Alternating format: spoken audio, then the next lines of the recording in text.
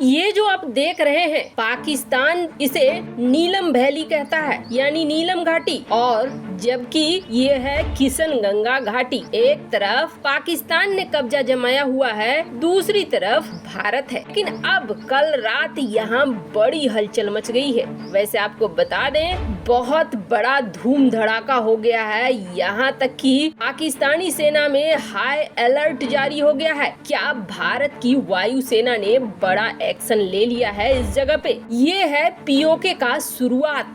भारत ने ऐसा क्या किया है? तो वहीं एक तरफ से नहीं बल्कि दो तरफ से पाकिस्तान की क्लास लग रही है। जानेंगे वो दूसरा देश कौन सा है जिसने भारत के बाद मिसाइल छोड़ दिया पाकिस्तान के ऊपर। साधारण भाषा में कहें तो क्लास लगी पड़ी है पाकिस्तान की। जानेंगे क्या कुछ है मामला। एक बड़ी पुरानी कहावत है, नंगा नहाएगा क्या और निचोड़ेगा क्या। नंगा इस स्थिति में जब देश पूरी तरीके से तबाह होने के कगार पर है, फिर भी अपनी आदतों से बाज नहीं आ रहा है। अब देखिए, ये जो आप नीलम घाटी जिसे पाकिस्तान बुलाता है और भारत में ये किशनगंगा घाटी है जो कि कब्जे में चली गई है पाकिस्तान के, यानी पीओके का ये हिस्सा है। इस हिस्से को गौर से आप देखेंगे तो पाकिस्तान इसे ही मानता है एलओसी, यानी कि ये मानता है बॉर्डर है। एक तरफ भारत के लोग रह रहे हैं, दूसरी तरफ पाकिस्तान ने यहाँ के बासिंदे को जबरदस्ती मरने के लिए छोड़ रखा है। पर ये जो आप देख रहे हैं,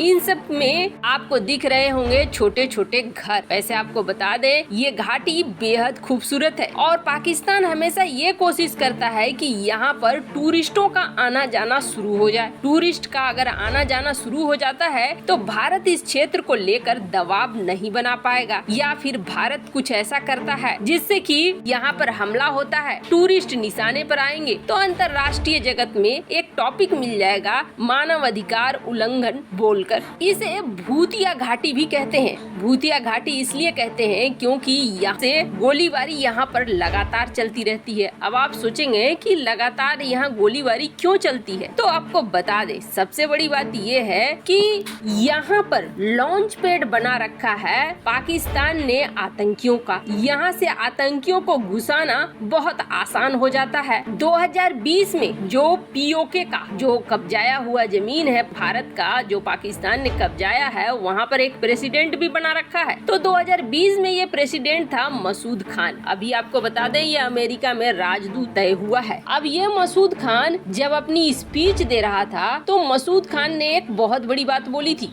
मसूद खान ने ये कहा था कि ये जो नीलम वैली है ये हमारा फ्रंट लाइन है, यानी पहली पंक्ति है जिससे पाकिस्तान अपना बचाव करता है। दरअसल बात यह है कि यहाँ पर बस्तियाँ बसी हुई है और इन बस्तियों को हमेशा एक ढाल की तरह इस्तेमाल करता है पाकिस्तान। पाकिस्तान ये सोचता है कि मरेंगे तो ये लोग मरेंगे, इनको आगे में खड़ा रखो। अब इन सब के बीच में ही यहाँ पे लॉन्च पैड बनाए गए हैं और ये लॉन्च पैड यहाँ से आतंकियों को भारत में घुसाने का काम करते रहे हैं। लेकिन ऐसा नहीं है कि भारत शांत बैठा हुआ है। भारत को जब भी ऐसी भनक लगती है कि कुछ होने वाला है या कुछ कर रहा है पाकिस्तान, तब भारत अपना असर यहाँ दिखा देता है। भारत बिल्कुल भी ये नहीं करता है कि यहाँ पर कोई दया वाली बात हो, क्योंकि भारत अगर यहाँ दया दिखाएगा तो घर के अंदर बहुत सारी तबाही मच जाएगी। यही वजह है कि यहाँ पर दोनों ही तरफ से चलती रहती है गोलीबारी। और आपको बता दें,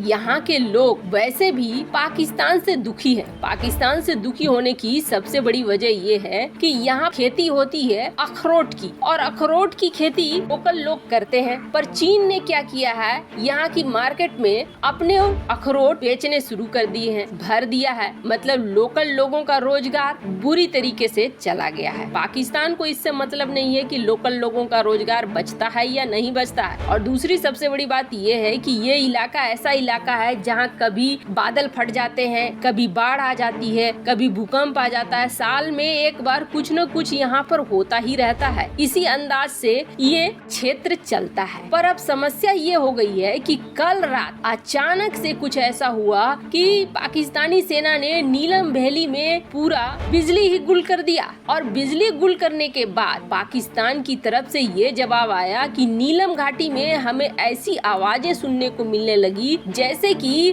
भारतीय वायुसेना नीलम घाटी में प्रवेश कर रही हो। बहुत तरह के धूम धड़ाके, गोलीबारी जैसी आवाजें आनी शुरू हो गई। अब से देखते हुए पाकिस्तान ने पिछली रात से कंप्लीट ब्लैकआउट कर दिया नीलम घाटी में, यानी न बिजली है न इंटरनेट है। पाकिस्तान का कहना है कि नीलम घाटी से चिल्लाने की आवाजें आ रही थी, बहुत तरह के सोनिक बम्स वगैरह गिरने की भी आवाजें आ रही थी। ऐसा लग रहा है जैसे नीलम घाटी में कोई बहुत बड़ा हैवी एरियल एक्टिविटी हुआ है, यानी कि फाइटर जेट्स वगैरह पहुंचे हैं। अब पाकिस्तान का ये भी दावा है कि शायद भारतीय वायुसेना LOC क्रॉस करके इस जगह पे पहुंची है और इन्होंने पूरा धूम धड़ाका किया हुआ है। वैसे आपको बता दें, अभी जांच चल ही रही है। पाकिस्तान की तरफ से पूरी डिटेल सामने नहीं आई है, लेकिन ये बातें अब पाक मीडिया में चलने लगी है। वैसे ये कोई नया नहीं है। अगर आप सोच रहे हैं कि ये नया है तो नया नहीं है। इस रीजन में दिसंबर 2019 में भारत ने बहुत तगड़ा वाला एक्शन लिया था और इस एक्शन के बाद कई ऐसे पोस्ट जिस पर कब्जा कर रखा था पाकिस्तानियों ने, उसे छोड़कर भागना पड़ा था। और ये चीज जहां दिसंबर 2020 में हुई तो वहीं दिसंबर 2021 में भी हुई। और अब एक बार फिर ऐसा लगता है भारत ने बड़ा एक्शन ले लिया है। हालांकि डिटेल अभी आएगी, पर आपको बता दें अकेला भारत ही नहीं है, बल्कि ईरान की तरफ से भी कुछ इसी तरह के एक्शन लिए जा रहे हैं। दरअसल ईरान की तरफ से एक रॉकेट या मिसाइल फायर हुई है जो पंजगुर में गिरी है, और पंजगुर में जो पाकिस्तानी सेना है उनमें से कथित तौर पर 5 जवान ऊपर चले गए हैं। अब ईरान ने ये मिसफायर किया या जानबूझकर किया, ये डिटेल भी अभी निकल कर नहीं आई है, पर पाकिस्तान ने ये जरूर कह दिया है कि हम इसकी जवाबी कार्रवाई करेंगे, हम इसका जवाब देंगे। लेकिन समस्या ये है कि एक तरफ जवाब देने की बात कर रहा है पाकिस्तान, तो वहीं दूसरी तरफ ईरान से व्यापार का बॉर्डर खोलने की बात भी कह रहा है।